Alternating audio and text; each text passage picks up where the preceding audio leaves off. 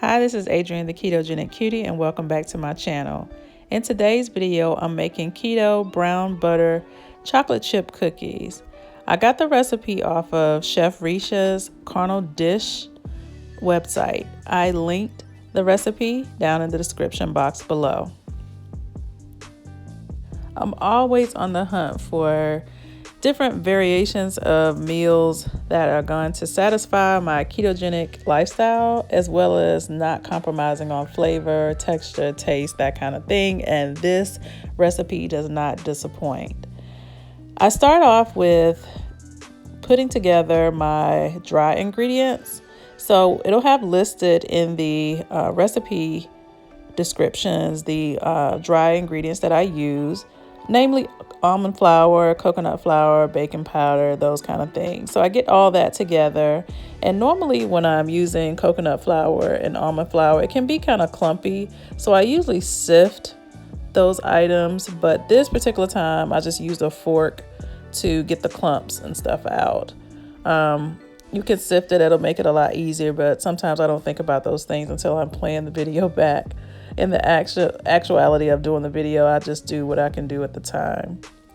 Then I'm going to combine the sugars. Now she uses a few different variations of sugar in this recipe. I used Trivia brown sugar blend, erythritol, as well as xylitol. And she'll give measurements and other variations of sugars that you can use that will achieve the same taste. So those three, I liked the way those tasted when I made the cookies. I've done this about 3 or 4 times. I can't remember exactly, but this is a good part. The brown butter. Half a stick of butter is brown on the stove, and you got to kind of watch it. You really can't leave it, because if you do, that butter will burn and you have to start all back over. So I try to keep a watch on it and stir it. And then once I see that the butter's turning brown, I take it off of the heat. Now the other half of the butter, the other half of that stick, when you take it off the heat, you put that half of it. My butter was frozen, so that other half of the butter stick was able to cool the cooking process of that butter. And slowed it down, and I could, once it cooled thoroughly, I could put it into the sugar mixture. And you want to pour in all the butter, even the little brown bits that are at the bottom of the pot. You want to use all of that because that adds to the flavor of it. Now I'm just mixing in the butter so it can fully incorporate with the sugar and kind of break it down some to make a smooth mixture. I also added vanilla extract to the mixture, and then just stirred it so everything could get fully incorporated. Then I added 1 egg and mixed that in to the mixture. Now I have like the other part of the dry ingredients, and I'm going to add the wet ingredients to the dry ingredients and stir them thoroughly. I want everything fully incorporated into each other, all the flavors, so that it can marry.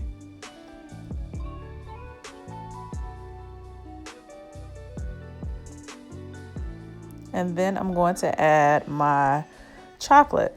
So I got the Lily's milk chocolate style morsels.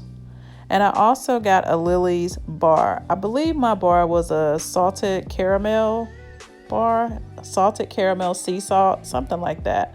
So I added both those to the mixture and kind of folded it in so that I can add those to my mixture for baking.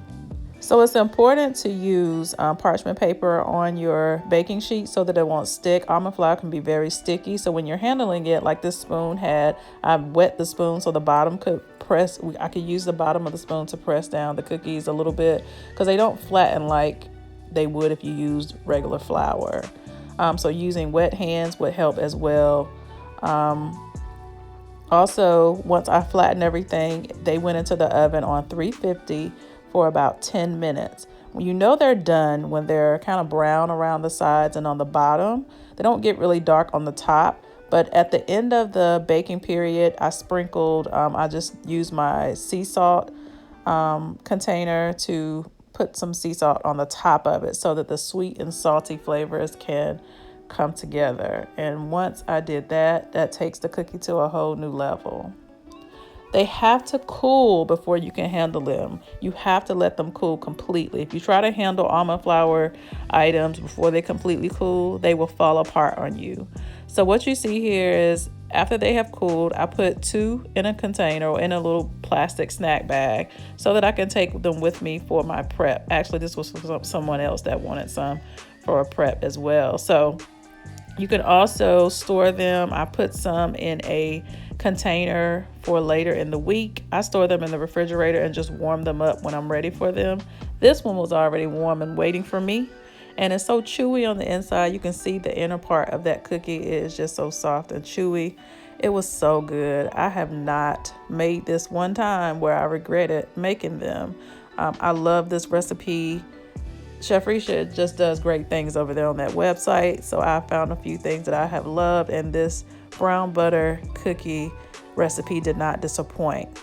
I hope in watching this video you've been inspired to make your own brown butter chocolate chip cookies. Subscribe to my channel.